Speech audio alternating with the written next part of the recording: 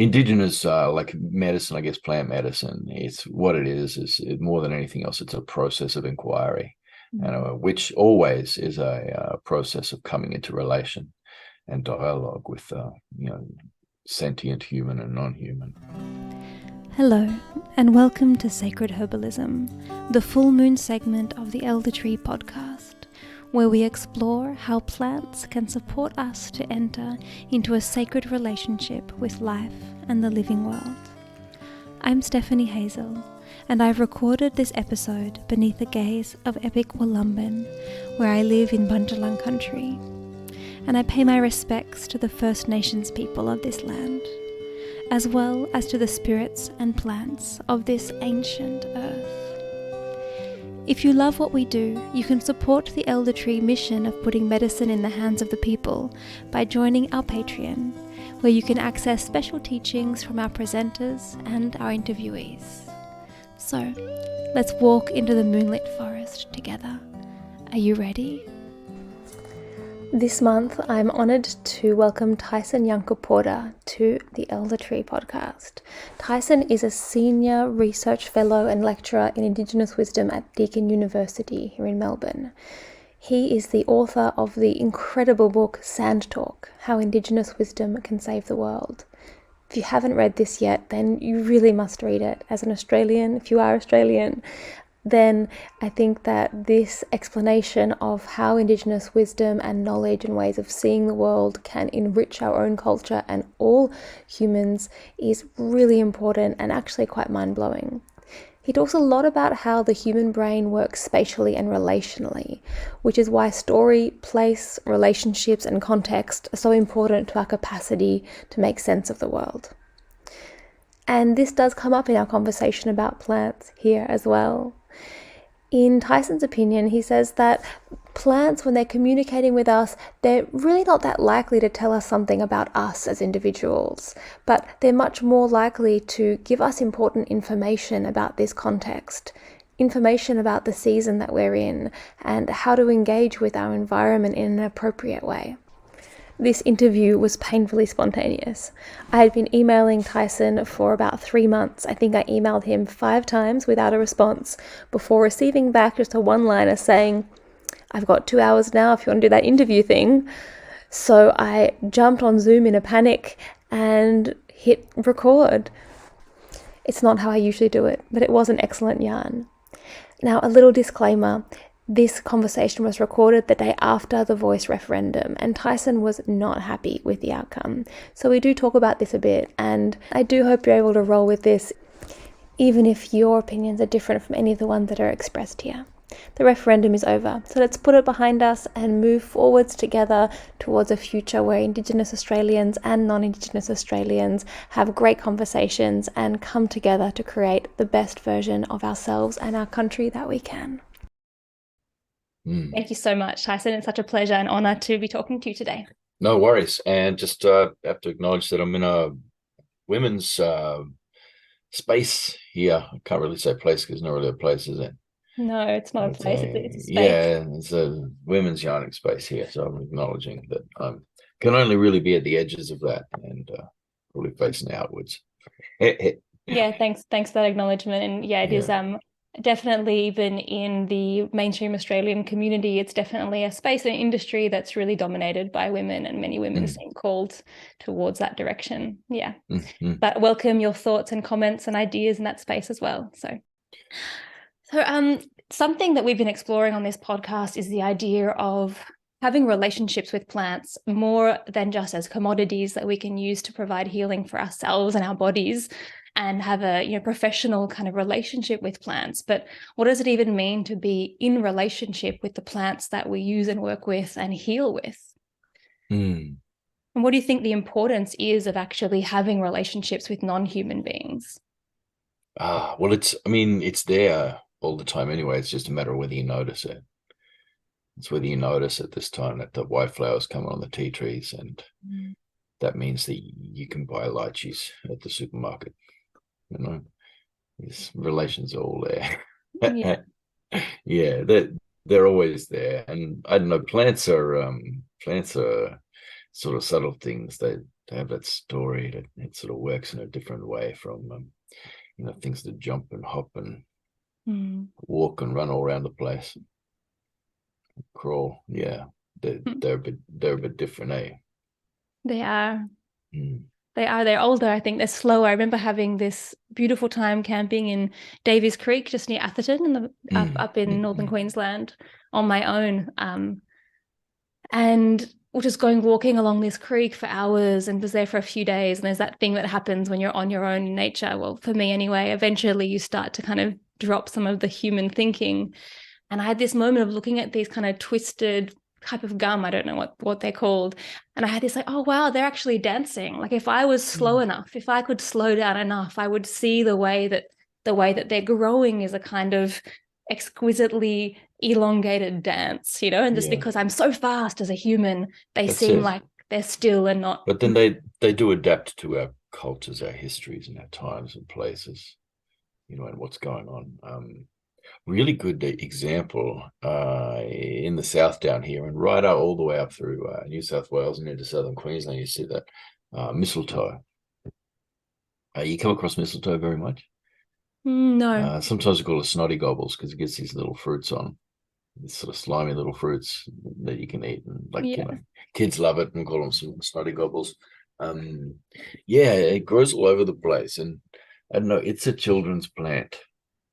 And in some places, like especially out west in New South Wales, it used to be where the old fellas would sit down there underneath. It was the men that would do it, would sit underneath where the mistletoe is hanging down out of the tree. It's this kind of parasite plant, So it grows on a parent tree. And so spiritually, it's a child's plant. It's a children's plant, and the old fellas would sit underneath it to sing the spirit of the new baby in from the place in the land, to come into and inhabit after that quickening, inhabit that belly. And I tell you what, if anybody wants to use bits of Indigenous wisdom, to get behind bodily autonomy for women, you feel free to use that factoid. And There's some kind of Paleolithic precedent. I'm not down with people doing that, but I'd say if it's for women's bodily autonomy in the world, then fucking get it. And that would be the European mistletoe that's become naturalized here, or is there an Indigenous version? No. Yes, that traditional one. And the men stopped doing that. And what happened was, after a while, a few decades, the plant started growing differently. What was different? Getting in some, it started growing like this big dick. Like this stick would come out. I'm not kidding. Long and I don't know, like a baby's arm holding an apple, I guess you might say. One of them kind ones. And so this sort of twist, this stick would sort of grow out, this gnarly sort of big voodoo, and start growing out from these things.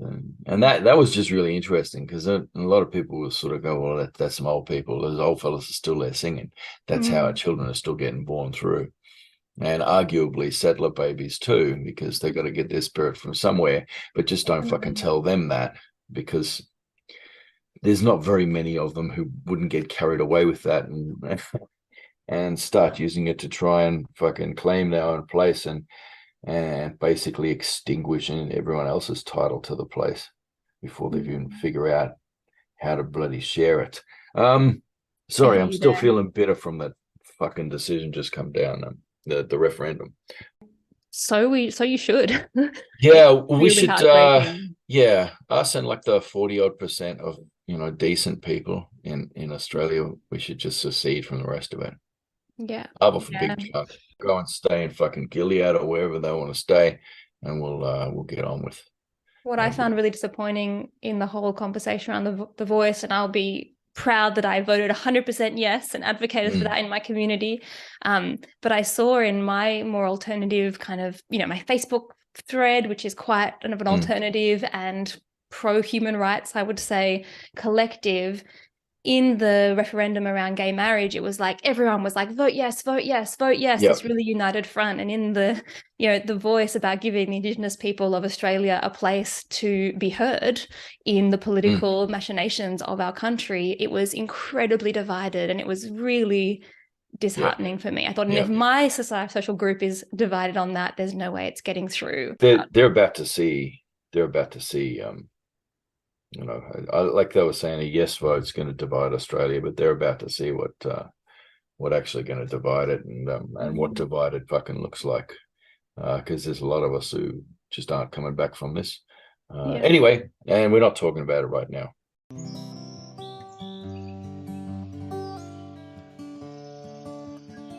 It's important to situate ourselves where we are historically right now, because plants respond to these things. To stolen generations, that mistletoe responded culturally, entheogenically, and arguably biologically in the way it reacts and responds and grows and does its thing. It became something that people with stolen children in our communities would hang up in the window or at the door, of wherever we were staying. We'd hang that up and be working with that plant, to call the children home. If they could ever get away, that they would be called back and come back to there. So there's that idea that the spirit of that plant's looking out for the kids and always like holding some kind of attachment. It's doing that work for us of maintaining some kind of connection in spirit to these children who are gone and lost and forgetting. That would be the thing that leads them home one day. So we have that with the mistletoe, that native mistletoe. Yeah, we have that with the mistletoe, and we have it with many things that sort of change, even things, foreign things, weeds and things like that. Billy goat weed. What do you do with billy goat weed? That and talk to our billy goat weed, and we figure out that it's really good for bruises. Yeah. So Indigenous, like medicine, I guess, plant medicine, it's what it is more than anything else, it's a process of inquiry. Which always is a process of coming into relation and dialogue with, sentient human and non-human. And that does require a phase shift for Western thinking. You have to move away from a mechanistic universe model to start to be like, oh, the universe is responsive and alive, and I'm not the only truly living being here. And that's a really big jump if you've grown up in our culture. But let me just throw out something, it's challenging there too. Is that it's basically our method of inquiry. It doesn't countenance just little subjective flights of fancy and things like that. You might have a story for something, or you might experience something, but something like dicks growing out of mistletoes, and mistletoes being things that connect children, lost children, back to their homes. These things don't just arise out of nowhere because one person sees it and tells everybody. It's big, vast networks of knowledge and people inquiring and exchanging what they've seen in different data sets together over quite a big period of time and over quite a distance as well. You have these networks of like verification and falsification systems of knowledge, and peer review processes, and these collective processes of knowledge. Nobody can sit there and go, oh, I am the mistletoe whisperer. It's like, no, you're fucking not, even if that's your totem, it doesn't make you special. So, there's this, it's in a lot of ways, Indigenous knowledge processes are really similar to science when science is working. When science is working, when it's not being co-opted for mad science or pseudoscience or bloody. Or when it's science as a practice rather than science as a dogma. Yeah, tinkering something that can be scaled and weaponized to kill everybody or to make a killing in one way or another, What I want to just jump back to what you were saying before around the flights of fancy. It's eerily echoing a conversation I had with a friend last night. And one of the things I've been working on is with groups of people, practicing meditating with plants and trying to open a kind of intuitive channel of conversation with the plant. And the tricky thing there is that as Henry Corbin says, the imaginal is very close to the imaginative, and being I find in myself, the way I've been educated, I've had that capacity to listen to the subtle realms really stripped out of me throughout my life. And so it can be very confusing whether you're actually hearing something or feeling something or interpreting something in a real way, or whether you're just on a flight of fantasy. And I think there's a real risk in, especially the kind of alternative white Australian kind of looking for something more spiritual in their lives. And it's very easy for us to then like make a bunch of shit up in our desire to feel connected. Here's how you know. Here's how you know if it's not true. If you have something specific, generalizable that's coming through as a message that you can share with others, many others, then it's probably bullshit, because that's not how plants talk. Yeah, tell me more about that. It's not the kind of knowledge you get. I mean, you don't. You just get very general, just gentle nudges towards where and how to go in your inquiry. If you're coming to country the right way and open and with the right intent, and as a node in that system, to use Western ideas, but if you're part of that system, if you're embedded in it, in country, then country will be open to you, and you'll be placed where you need to be placed. So your inquiry might be towards mistletoe, and that you can make a body wash out of it, but you're looking for more like, okay, so what what's the best season? You might be inquiring, to get these leaves and boil them to make the body wash that I then tip over myself. And just make sure you don't use your woman's towels when you dry yourself afterwards, because they fucking stain them, and then she's going to hate you forever for doing that. By the way, everybody, let me just put that out there. Mistletoe stains your woman's towels and she doesn't like it. We're mainly talking to women here, so. Yeah. Oh my God. Okay. Yeah. Well, anyway, if you want to change the color of your towels, mistletoe. But let's say you're trying to inquire about that as a dye or as something else, and you come alongside. Country might not want you there, Country might want you looking at something else. Country might want you looking at, where ants are taking certain saps from, what they're attracted to, where the bees are going at that time. Country might want you looking at something else that's not in your agenda, and sometimes it's showing you something else that's non-linear and off to the side that ends up being a signal, seasonally or something, or, something that helps make some other aspect of that plant bioavailable in that season at that particular time and place, and if you're not being that sentient entity embedded in the system, then you're not experiencing the communication properly, because it's not the plant just talking to you. Like, yes, that's doing its work like that, but it's doing it through country. Country's talking to you, and country is a big interrelated system of entities that forms, a quite singular consciousness. It definitely highlights, and you're saying that I'm like, oh yeah, I definitely go out, if I go out into country, to use your term, and want to connect with a plant, I definitely have a very clear focus on a particular plant, and that to shift, to open up even more to just the spirit of the land there in a broader sense is something I'm not in the habit of doing. So that's a really nice invitation. Thank you. That's it. And I mean, plants also are dangerous, They're not this static, thing with a chemical signature that's like constant, and this is what you find in mad science, not in proper science, but in mad science, like, what's used to scale things for sale, or patent things, or seize things, or weaponize things, etc., etc. And then they tend to go, well, this is a soapy leaf. So, if it's used for antifungal, if it's supposed to have antifungal properties, then that will be in the chemical signature of that plant. And then we can copy that and make a fucking compound. And that's just, But, I don't know. I did do a study once where we tried to, we were doing this with chemistry students, and so like second or third years or something.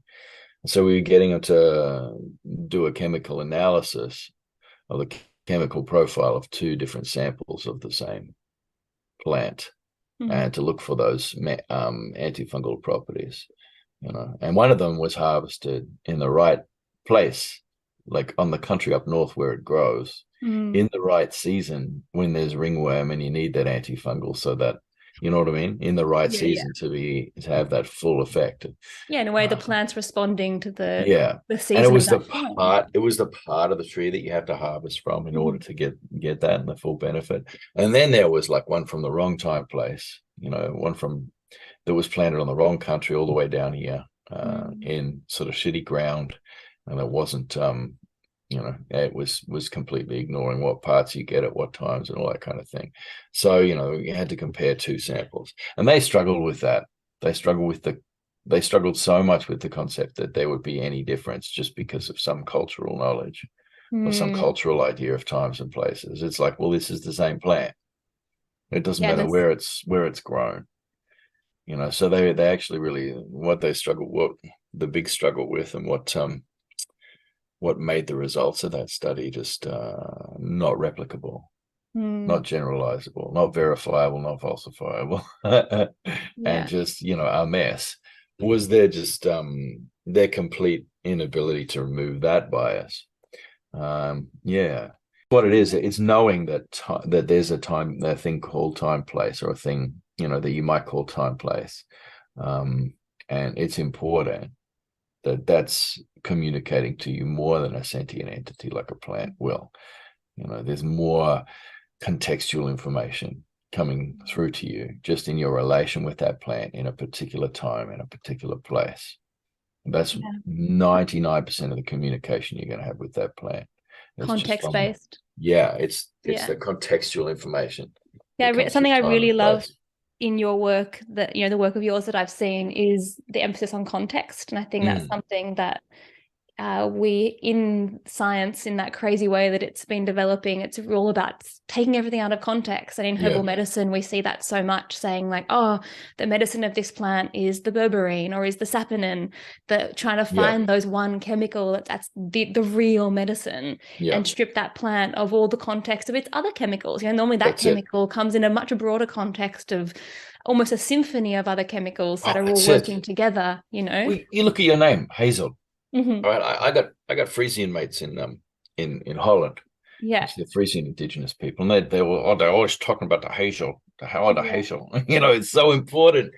You talk to anyone from Europe, and Hazel's huge, like, as you know. Yeah. So I'm gonna mansplain an Indigenous plain Hazel to you now. Yeah, go on. No, I'm not. I'm gonna get you to talk first, and then if there's and then I can draw out things that I might see in there too. Yeah, well, I was born in Switzerland, in the Alps, in the mountains there, conceived way up in the French Swiss Alps, and just down the road from Iceman. Yeah, totally, just down the road from Iceman. Nice. Yeah. And my family have been in Switzerland for a very long time, and so my roots there are very much Swiss Celtic Druidic. And so the hazel, in the mythology of the Celtic peoples, it's the tree of life. It's in the world tree. It's in the center, and it has roots that grow in spirals. So there's a really rich symbolism with that.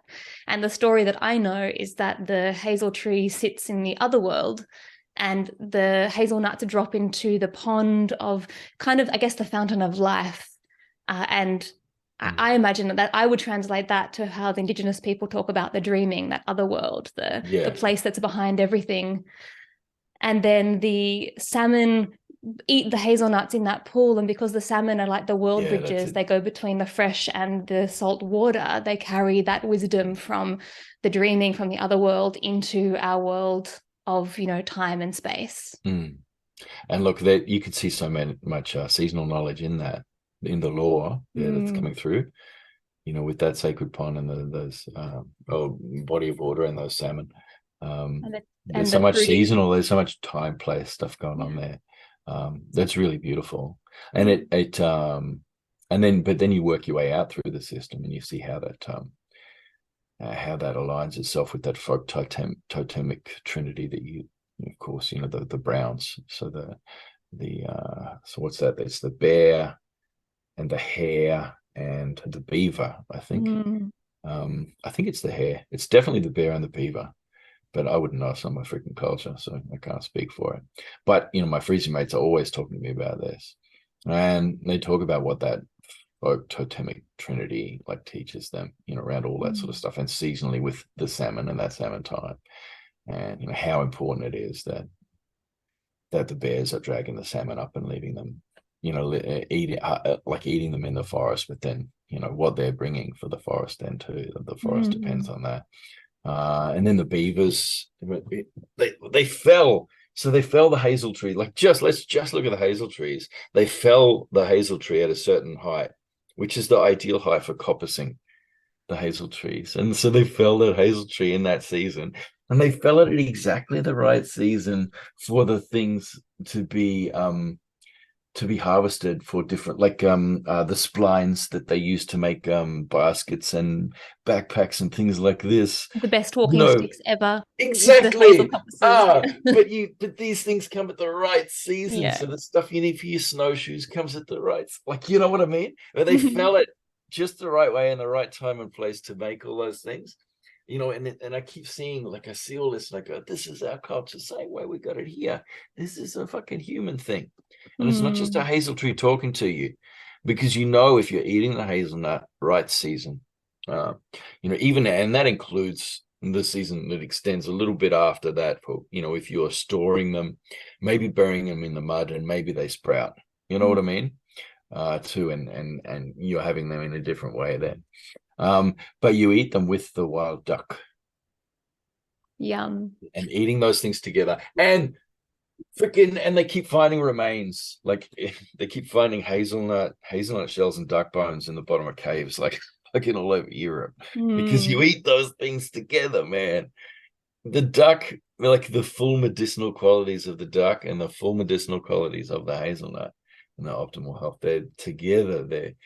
There's that alchemy that happens to make them optimally bioavailable, or whatever the words you say now for that.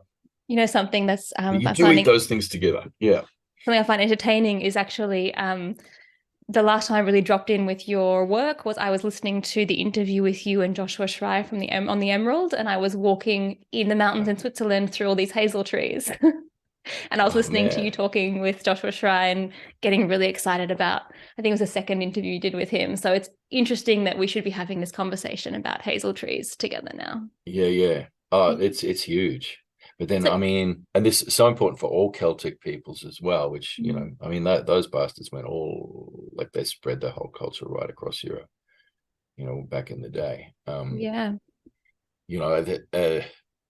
It's really huge for them. The same sacred trees keep coming through, that oak, the hazel, the birch. Yeah, exactly.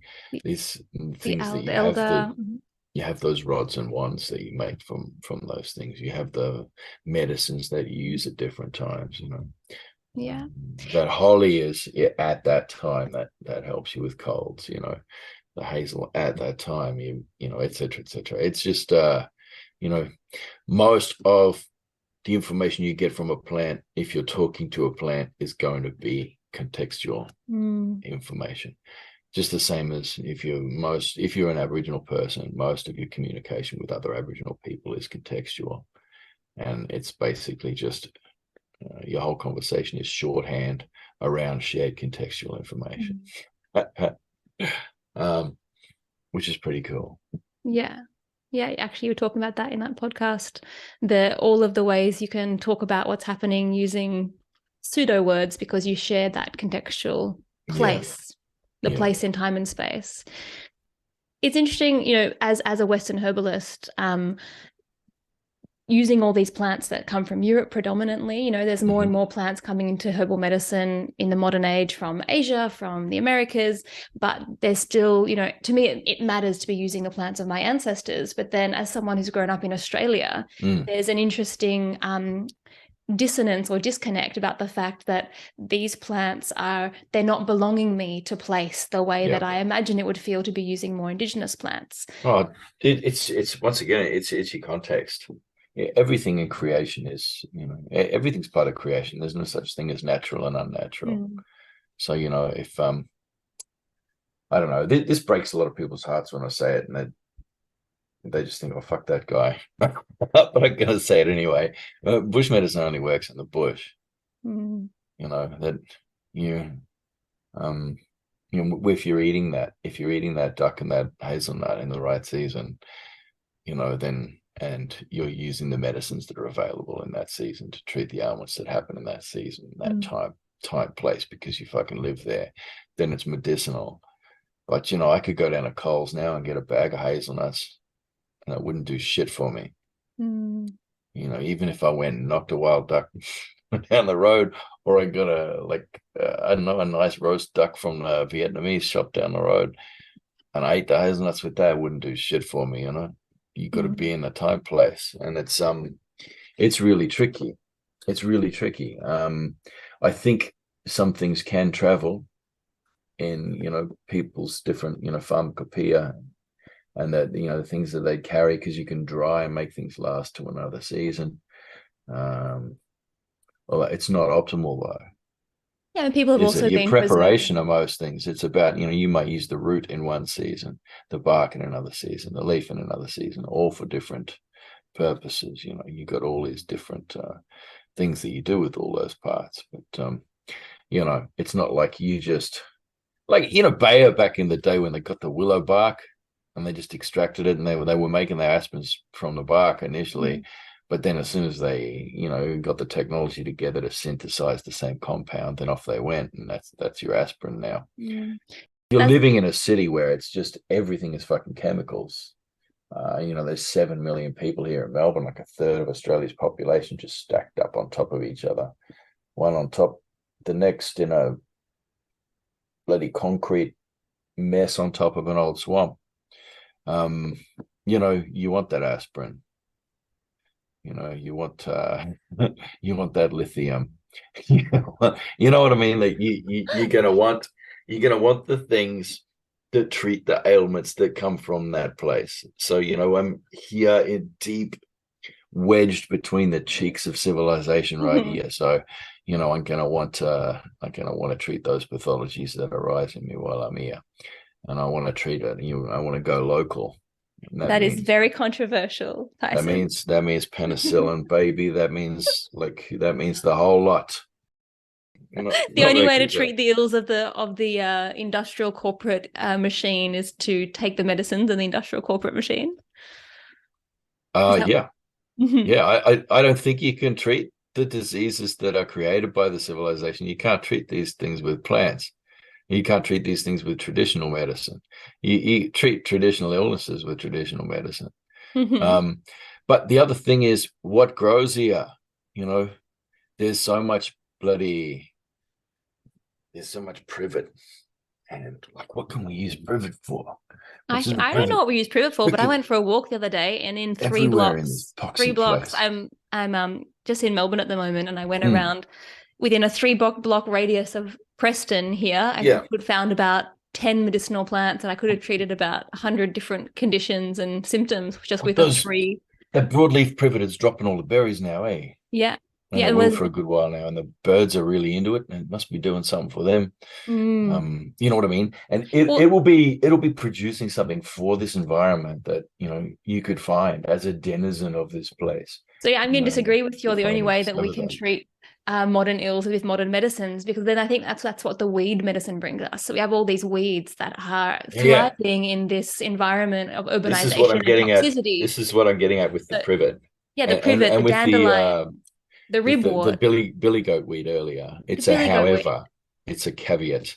To that. There's this plant called yellow dock. So yellow dock is a weed that grows all along the Merri Creek here. I see it all in the mud there, and it's really thriving at the moment. And the root of that plant is used generally once all of the flowers have died off. So usually we take root medicine in autumn. And the root of that plant is used often for kind of gut and skin things. But if you look more deeply into it, it's kind of like when there's toxicity in the body that the gut can't, like your bowels aren't clearing out the toxicity, and you're kind of turning into like acne or skin conditions and like funky guts, then that's what that plant is really used for. And I think it's so interesting that it grows in all of the kind of really quite toxic, damp areas. If you just think the kind of what would be in the mud of the Merri Creek, it'd be pretty rank, and that plant is there. And imagine it's doing a similar kind of job in the waterways. It's helping clear out that kind of stagnant toxicity that can't move. And that's it. Yes, I think as well that when we observe plants in their growing wild or even as weeds, we can learn something about how they work in the human body, right? That they're mutating in relation to you. They're also, they want to make themselves useful to you in relation with you. Plants always want to come into relation one way or another with us, as a poison, as a medicine, as a companion, as food. One way or another, there's a symbiotic relation that develops there, and these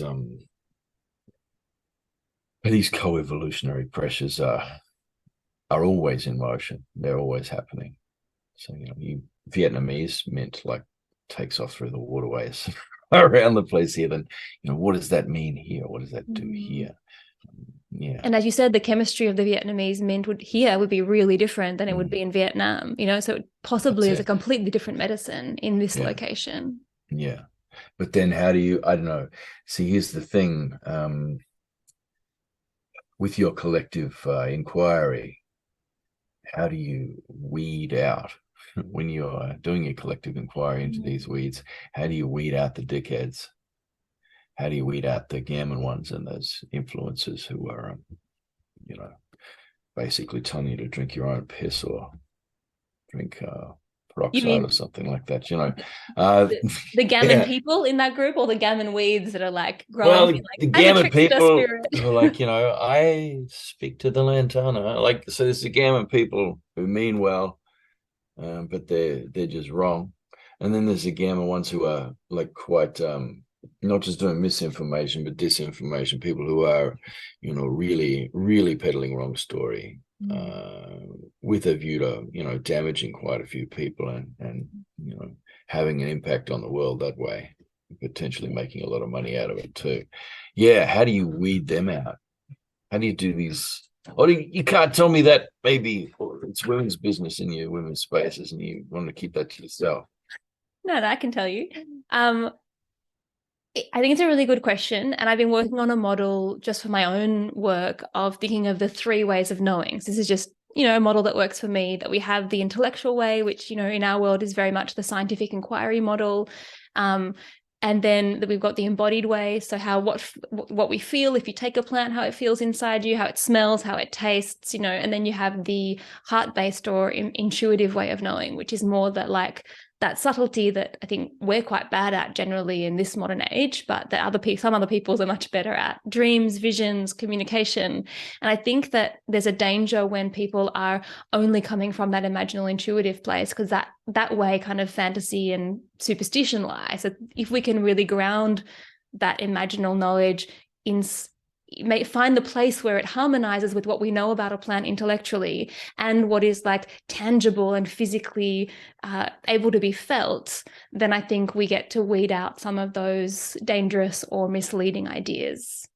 And again, if we're looking for the common threads, if 10 of us sit down and try to connect with the privet and 7 people go, oh, I think I'm getting this idea, then we can be like, well, that one's more likely to be right, or to not just be a dangerous and misleading thought.